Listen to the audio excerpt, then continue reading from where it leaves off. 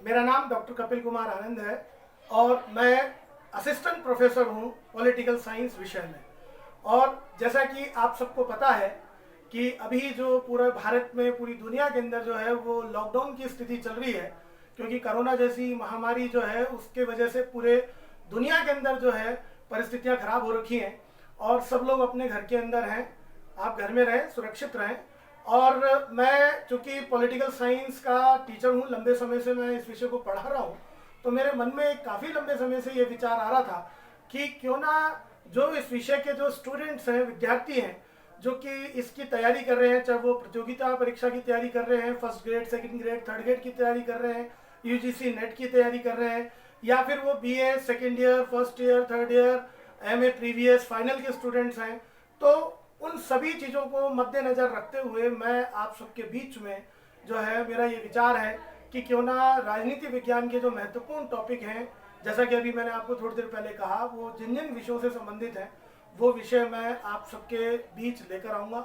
और चलिए आज जो है मैं शुरुआत करने जा रहा हूँ। और शुरुआत के अंदर जैसा कि अभी आप देख सकते हैं कि बोर्ड के ऊपर मैंने जैसा लिखा है कि प्रमुख राजनीतिक व्यवस्थाएं, आप देखेंगे कि पूरी दुनिया के अंदर जो राजनीतिक व्यवस्थाएं हैं, चाहे वो ब्रिटेन हो, चाहे अमेरिका हो, चाहे भारत हो, चाहे स्विट्जरलैंड हो, चाहे फ्रांस हो, चाहे जापान हो, चाहे चीन हो, चाहे और दुनिया के बहुत सारे देश हों, उनमें वहाँ जो जो राजनीतिक व्यवस्थाएं हैं, वहाँ के संविधान में जो जो व्यवस्थाएं की गई हैं, तो मेरा ये पर्सनल मानना है कि आप देखेंगे जैसा कि बोर्ड पे लिखा हुआ है कि कुछ ऐसे सिद्धांत हैं, अगर उन सिद्धांतों को हम प्रारंभ में ही अच्छी तरीके से समझ लें, अगर उन सिद्धांतों को हम अच्छी तरीके से उनकी जानकारी जुटा लें, या क्योंकि ये वो सिद्धांत हैं जो सिद्धांत आपको हर देश के संविधान में कहीं ना कहीं आपको मिलेंगे। तो मेरा ये मानना है कि उसके अंदर कुछ ऐसे 5-6 ऐसे टॉपिक मैं लेकर आया हूँ जो कि मैं आपको सबसे पहले समझा देना चाहता हूँ, क्योंकि मैं जब ये विषय आपको दोबारा पढ़ाऊँगा, प्रमुख देशों की राजनीतिक व्यवस्था, या जिसको हम मेजर पॉलिटिकल सिस्टम भी कहते हैं, तो जब जब हम इन विषयों को अच्छी तरीके से समझ लेंगे, तो हम जब भी किसी देश के संविधान को पढ़ेंगे तो उन देशों के संविधान में ये कहीं ना कहीं आपको नजर आएगा। तो उसमें आप देखें कि सबसे पहला जो टॉपिक है वो है संसदात्मक व्यवस्था, पार्लियामेंट्री फॉर्म ऑफ गवर्नमेंट। तो आप ये देखें कि ये संसदात्मक व्यवस्था क्या होती है। जब हम किसी देश के संविधान को अगर हम देखें और उसके संविधान में ऐसी व्यवस्था होती है कि कार्यपालिका के 2 प्रमुख होते हैं, जब भी किसी देश के संविधान में कार्यपालिका के 2 प्रमुख हों तो उस देश में संसदात्मक व्यवस्था होती है, जिसमें आप देखें कि 2 जो प्रमुख हैं, जिसमें पहला जो प्रमुख होता है वो सैद्धांतिक प्रमुख होता है और जो दूसरा प्रमुख होता है वो वास्तविक प्रमुख होता है। तो अगर हम देखें, अगर हम ब्रिटेन की बात करें या भारत की बात करें, तो आप देखें कि ब्रिटेन के संविधान में जो है संसदात्मक व्यवस्था को अपनाया गया, और ब्रिटेन के संविधान में जो सैद्धांतिक प्रमुख है कार्यपालिका का वो वहाँ का सम्राट है, और वास्तविक प्रमुख जो है वो प्रधानमंत्री और उसका मंत्रिमंडल है। और दूसरी अगर हम इसी संदर्भ में अगर अपन बात करें कि जो है कार्यपालिका जो होती है वो व्यवस्थापिका के प्रति उत्तरदायी होती है, यानी जो प्रधानमंत्री और उसका जो मंत्रिमंडल है वो संसद के प्रति जो है वो उत्तरदायी होता है। तो संसदात्मक व्यवस्था आप देखें कि दुनिया के बहुत सारे देशों में संसदात्मक व्यवस्था है। जब आप उन देशों को पढ़ेंगे, उन देशों के संविधान का अध्ययन करेंगे, तो आपको जो है उस वक्त ये चीज़ बहुत काम में आएगी। दूसरे नंबर पे आप देखें कि अध्यक्षात्मक व्यवस्था, जिसको जो है प्रेसिडेंटल फॉर्म ऑफ गवर्नमेंट भी कहते हैं। अब आप देखें कि इस अगर व्यवस्था को अगर हमको जानना है, क्योंकि बहुत सारे देशों के अंदर जो है वो अध्यक्षात्मक व्यवस्था भी है, तो उन देशों को समझने के लिए हमको क्या करना होगा,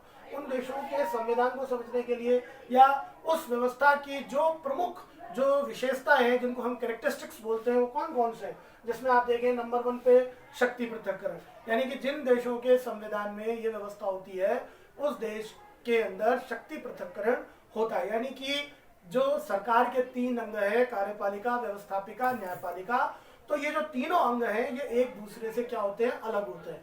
हम इनको विस्तार से, जितने भी मैं आपके सामने टॉपिक रख रहा हूँ, जब हम 1 बाय 1 जब हम टॉपिक लेकर आएंगे तो इनको मैं विस्तार से आपको समझाने की कोशिश करूंगा। अभी मेरा उद्देश्य केवल इतना है कि जितने भी प्रमुख राजनीतिक व्यवस्था के स्टूडेंट्स हैं उनको उन मूलभूत जो सिद्धांत हैं उनको अच्छी तरीके से मैं बता सकूं, जो कि दुनिया के अधिकतर सभी देशों के संविधान में कहीं ना कहीं नजर आता है। दूसरे नंबर पे आप देखें कि जो अध्यक्षात्मक व्यवस्था होती है उस देश में क्या होता है कि कार्यपालिका व्यवस्थापिका के प्रति उत्तरदायी नहीं होती।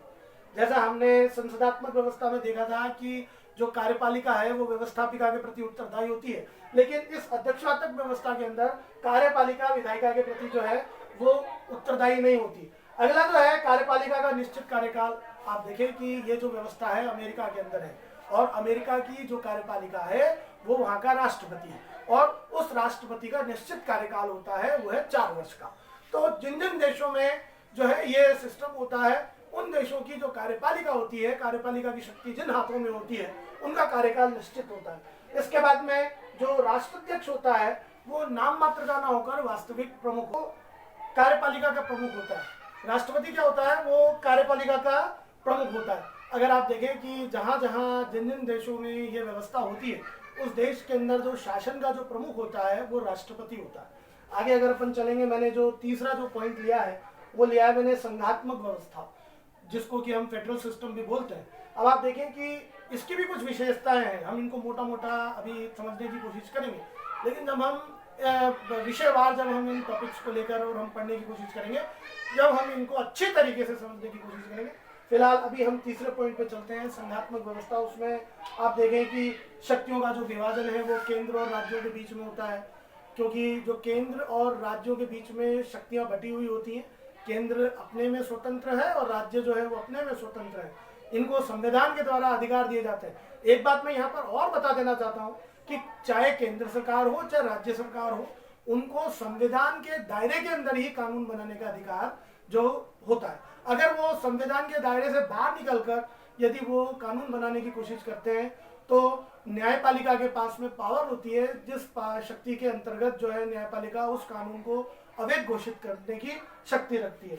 इसके बाद में उस देश के अंदर संविधान की सर्वोच्चता होती है। जैसा अभी मैंने आपको अभी इसी पहले वाले पॉइंट में मैंने आपको बताया कि जिन देशों में संघात्मक व्यवस्था होती है उन देशों के अंदर जो है संविधान की सर्वोच्चता होती है, संविधान ही प्रमुख होता है। संविधान के दायरे के अंतर्गत ही संविधान में जो नियम दिए गए हैं, संविधान में जो व्यवस्था कर दी गई है, उन व्यवस्थाओं के अंतर्गत ही कानून बनाने की स्वतंत्रता होती है। अब उसके बाद दोहरी नागरिकता की अपन बात करेंगे कि जहां संघात्मक व्यवस्था होती है, जैसा मैंने भी आपको थोड़ी देर पहले कहा कि कानून बनाने की जो शक्ति है वो केंद्र और राज्य दोनों के पास में होती है। शक्तियों का विभाजन केंद्र और राज्यों में होता है। तो आप देखें कि मैं आपको एक उदाहरण देता हूं, जैसे कि अमेरिका है, अमेरिका के अंदर संघात्मक व्यवस्था है। तो अमेरिका में निवास करने वाले जितने भी लोग हैं उन सबके पास अमेरिका की नागरिकता है और उसके साथ अमेरिका के अंदर 50 राज्य हैं। तो प्रत्येक जो राज्य का नागरिक है उसको अपने राज्य की नागरिकता भी मिली हुई है। इसके बाद में हम जो है अगला जो पॉइंट है कि जो संविधान होता है वो लिखित होता है और कठोर होता है। देखिए लिखित क्यों होता है? लिखित इसलिए होता है कि बाद में कोई दिक्कत नहीं होनी चाहिए। केंद्र और राज्यों के बीच में जो शक्तियों का विभाजन है वो बिल्कुल स्पष्ट होना चाहिए। और कठोर क्यों है? कठोर इसलिए है कि केंद्र जो है वो अपनी शक्तियों का दुरुपयोग नहीं करे और समय समय पे जो राज्यों को अधिकार प्राप्त किए गए हैं, राज्यों को जो शक्तियां दी गई हैं, उन शक्तियों को जो है उसमें फेरबदल ना कर सके। इसलिए जो जिस देशों में संघात्मक व्यवस्था होती है उन देशों में संविधान को जो है कठोर रखा गया है। इसमें आप देखें कि न्यायपालिका की सर्वोच्चता की यहाँ पर अपन बात कर रहे हैं कि जिन देशों में संघात्मक व्यवस्था है, अगली विशेषता उस देश के अंदर आप देखें कि न्याय उस देश के अंदर जो है वो न्यायपालिका की सर्वोच्चता होती है। इसका मतलब ये है कि केंद्र और राज्यों के बीच में समय समय पे जो विवाद उत्पन्न होते हैं उन विवादों का निराकरण न्यायपालिका के द्वारा ही किया जाता है। वहां द्विसदनीय व्यवस्थापिका होती है। द्विसदनीय व्यवस्थापिका क्यों होती है? जो वहाँ की व्यवस्थापिका है, जैसे हम अमेरिका की बात करें तो अमेरिका के अंदर जो है प्रतिनिधि सभा है और सेनेट है, यानी कि जिन देशों में संघात्मक व्यवस्था है उन देशों में संसद के 2 सदनों की व्यवस्था यानी कि द्विसदनात्मक व्यवस्थापिका की व्यवस्था की गई है। इसके पीछे प्रमुख कारण है कि संसद का एक सदन पूरे देश का प्रतिनिधित्व करेगा और संसद का दूसरा सदन सभी राज्यों का प्रतिनिधित्व करेगा। तो इसलिए ये जो है द्विसदनात्मक व्यवस्थापिका की यहाँ व्यवस्था की गई है। अब हम जो अगला महत्वपूर्ण जो टॉपिक है वो हम लेंगे, जो कि हमें समझना बहुत जरूरी है जिसको हम एकात्मक व्यवस्था कहते हैं और अंग्रेजी में इसको यूनिटरी सिस्टम के रूप में हम जानते हैं। तो आप देखें कि ये भी एक बहुत इम्पोर्टेंट है। जैसे अगर हम बात करें तो ब्रिटेन के अंदर जो ब्रिटेन का जो संविधान है, उस संविधान के अंतर्गत जो है वो एकात्मक व्यवस्था की स्थापना की गई है। अब आप देखें कि एकात्मक व्यवस्था होती क्या, एकात्मक व्यवस्था के जो विशेषताएं हैं या जो उनके कैरेक्टरिस्टिक्स हैं वो क्या होते हैं, तो उससे हम पहचान सकते हैं कि इस देश के अंदर जो है एकात्मक व्यवस्था है। सबसे पहले हम देखेंगे कि शासन की जो समस्त शक्तियां हैं वो केंद्रीय सरकार के पास होती है, यानी कि पूरे देश में शासन संचालन के लिए केंद्रीय सरकार ही एलिजिबल होती है, संविधान के द्वारा उसी को शक्तियां दी जाती है। और इसके अतिरिक्त आप देखें कि जो प्रांतीय और प्रादेशिक सरकारें होती हैं उनको अधिकार और शक्तियां केंद्रीय सरकार से प्राप्त होती हैं। ऐसा है कि जैसे जो प्रांतीय सरकार है या जो गांव में या और जो अन्य स्टेट्स के अंदर जो सरकारें हैं उनको जितनी भी जो शक्तियां हैं वो केंद्र सरकार के द्वारा प्रदान की जाती है। इसके अतिरिक्त हम देखेंगे कि वहाँ एकहरी नागरिकता, जैसा कि अभी हमने जो है संघात्मक व्यवस्था में देखा था कि जहाँ शक्तियों का विभाजन था केंद्र और राज्यों में, वहां पर जो है दोहरी नागरिकता थी। एक नागरिकता केंद्र की थी और दूसरी नागरिकता जो व्यक्ति जिस राज्य के अंदर निवास कर रहा है उस राज्य की उसको नागरिकता जो है प्राप्त है। लेकिन ब्रिटेन के अंदर चूंकि आप देखें कि केंद्रीय सरकार के पास में ही सारी शक्तियां हैं, केंद्र सरकार ही समस्त शक्तियों को ग्रहण किए हुए है, इसलिए वहां पर जो है एकहरी नागरिकता है। ब्रिटेन के अंदर कोई भी व्यक्ति ब्रिटेन में कहीं भी रहता होगा तो उसके पास केवल ब्रिटेन की नागरिकता है। अगर हम आगे बात करें तो वहां संसद की सर्वोच्चता है। आप देखें कि जहां पर यूनिटरी सिस्टम होता है वहां पर संसद की सर्वोच्चता होती है, यानी कि संसद से ऊपर कुछ भी नहीं। जब हम ब्रिटेन के संविधान को पढ़ते हैं तो हमें अच्छी तरीके से समझ लेना चाहिए कि बहुत से ऐसे विचारक हैं जिनका ये मानना है कि ब्रिटेन की संसद इतनी पावरफुल है कि वो स्त्री को पुरुष और पुरुष को स्त्री घोषित नहीं कर सकती। इसके अतिरिक्त जो है वो सभी काम जो है वो करने में सफल है। तो ब्रिटेन के संविधान में संसद की सर्वोच्चता है। इसके अतिरिक्त आप देखें कि जो केंद्रीय विधायिका है वही पूरे देश के लिए कानून का निर्माण करती है। इसके साथ साथ आप देखें कि जो शक्तियों का जो केंद्रीकरण है यहाँ हमें एकात्मक व्यवस्था में नजर आता है, यानी कि जो शक्तियों का केंद्रीकरण है वो केंद्रीय सरकार के पास में हमें नजर आता है। और लास्ट एक बहुत इंपॉर्टेंट टॉपिक मैं आपसे शेयर करने जा रहा हूँ और वो है कि संविधान के प्रकार की बात। देखिए कि संविधान को अगर हम देखें तो संविधान लिखित भी होता है, अलिखित भी होता है, संविधान कठोर भी होता है और संविधान लचीला भी होता है। तो मैं आपको बहुत जल्दी छोटे छोटे रूप में इनको समझाने की कोशिश करता हूँ। देखिए कि लिखित संविधान वो होता है कि जिसकी समस्त धाराएं और जो वो लिपिबद्ध हो और एक निश्चित समय के अंदर संविधान निर्मात्री सभा के द्वारा उसका निर्माण किया गया हो। अलिखित संविधान जो है कि जिसको लिपिबद्ध ना किया गया हो वो अलिखित संविधान है।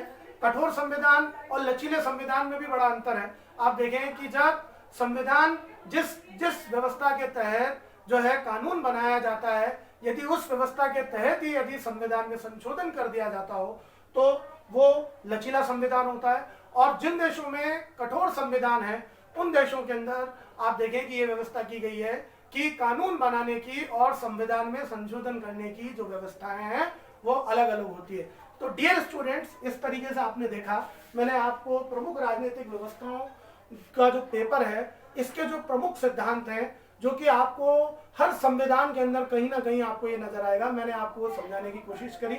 और मैं समय समय पर आपके बीच में बहुत सारे ऐसे टॉपिक जो आपके first grade, second grade, third grade, आपके बीए, एमए पॉलिटिकल साइंस से रिलेटेड होंगे, मैं समय समय पर जो है वो आपके बीच में लेकर आऊँगा। लेकिन उसके लिए आपको जो है बने रहना होगा मेरे साथ, डॉक्टर कपिल कुमार आनंद के साथ। और इसके लिए आपको सबसे पहले मेरे चैनल को लाइक करना होगा, शेयर करना होगा और कमेंट्स बॉक्स के अंदर जाकर आपको कमेंट करना होगा कि आप कौन कौन से टॉपिक के ऊपर आप पढ़ना चाहते हैं, कौन कौन से ऐसे विषय हैं जिनको आप समझना चाहते हैं। और मैं अपने अगले वीडियो के अंदर उन सभी टॉपिक को बारी बारी आपको समझाने की कोशिश करूंगा। Thank you very much.